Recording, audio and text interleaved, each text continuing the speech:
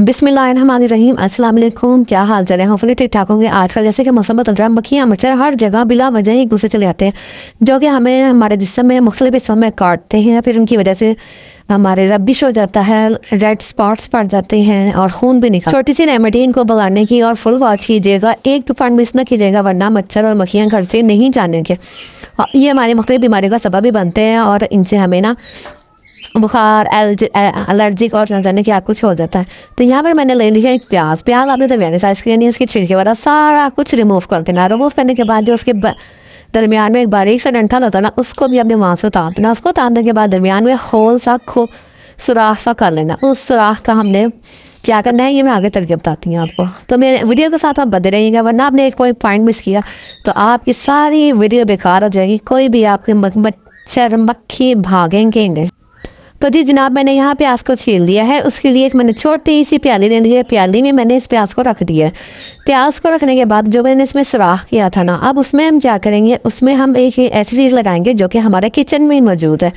Kitchen में क्या चीज़ मौजूद है, वो हमारे खाना में इस्तेमाल होती है और उसकी खुशबू ऐसी होती है ना, जो कि खानों में तो अच्छी लगती है, हमें खुद भी अच्छी लगती है, लेकिन मच्छरों के लिए वो नुकसानदेह है, जानलेवा है। तो बस आपने ले लेनी है 4 से 5 लौंगे। आपने इन 4-5 लौंगों को जो हमने सुराख किया है प्याज के अंदर, उसमें हमने इनको चुबो देना है, इनको लगा देना है दबा के। उसके बाद हमें थोड़ी सी एक मिर्ची जो है ना कलौंजी लेनी है। तो वो कलौंजी जो है ना, वो जब जलेगी और इसका धुआं बनेगा ना, तो वो फिर मच्छरों को भगाने पे मजबूर हो जाएंगे। उसके बाद हमने इस होल को फुल कर लेना है सरसों के ऑयल से। आप सरसों का ऑयल भी ले सकते हैं, आप ये वाला जो दूसरा कौन सा होता है तारे मीरे का ऑयल भी ले सकते हैं, और कोकोनट ऑयल भी ले सकते हैं। इन तीनों में से कोई एक ऑयल ले लें तो मच्छर आपके घर से भाग जाएंगे, ख़त्म ही हो जाएंगे।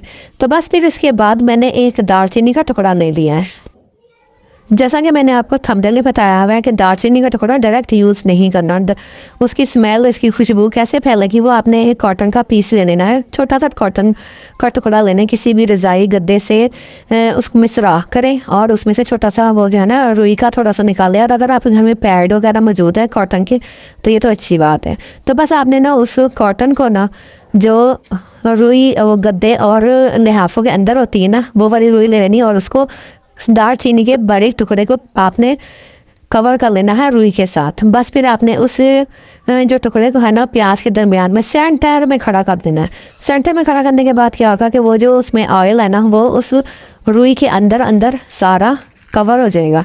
बस फिर आपने क्या करना है, एक लाइटर, एक माचिस, कुछ भी ले लें जिससे आपने वो तीली जला लेनी है। जलाने के बाद आपने इसको छोड़ देना है, और बल्कि आपने इसकी ना एक किस्म की वो क्या उसे कहते हैं, सारे सुराखों में ले जाके ना, जो आपके कॉर्नर्स होते हैं कमरे के कॉर्नर्स, वहाँ 2 मिनट के लिए जलाएं, फिर दूसरे कॉर्नर में 2 मिनट के लिए जलाएं। इस तरह चारों कोनों में रखें और फिर किसी ऐसी जगह पे कोने में रख दें, टेबल के नीचे, कि जहाँ पे पंखे की हवा से असर ना करे। बस इसका धुआं जो है ना वो फ़िज़ा में फैलता रहेगा और मक्खी मच्छर जो है ना वो बिल्कुल भी नहीं आएंगे। तो ये बहुत आसान सी और कोई इस पर पैसा नहीं आपका खर्चा रहा, कुछ भी नहीं लगेगा इसमें, और आपके जो मक्खी मच्छर है ना तो फ़ौरन से भाग जाएंगे।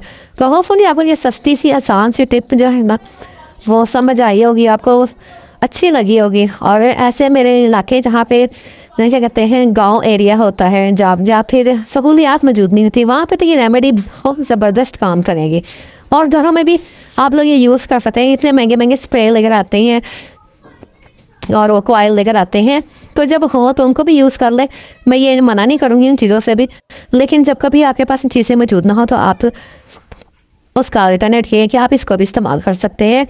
तो ये रेमेडी बहुत अच्छी है, दूसरों को भी बताएं, ख़ुद भी यूज़ करें। चैनल पर नए हैं तो चैनल को सब्सक्राइब करें, बेल आइकन ज़रूर प्रेस कीजिएगा, और मुझे ये ज़रूर बताइए कमेंट करके कि आपको रेमेडी कैसे लगे। फिर मिलते हैं, अल्लाह हाफिज़।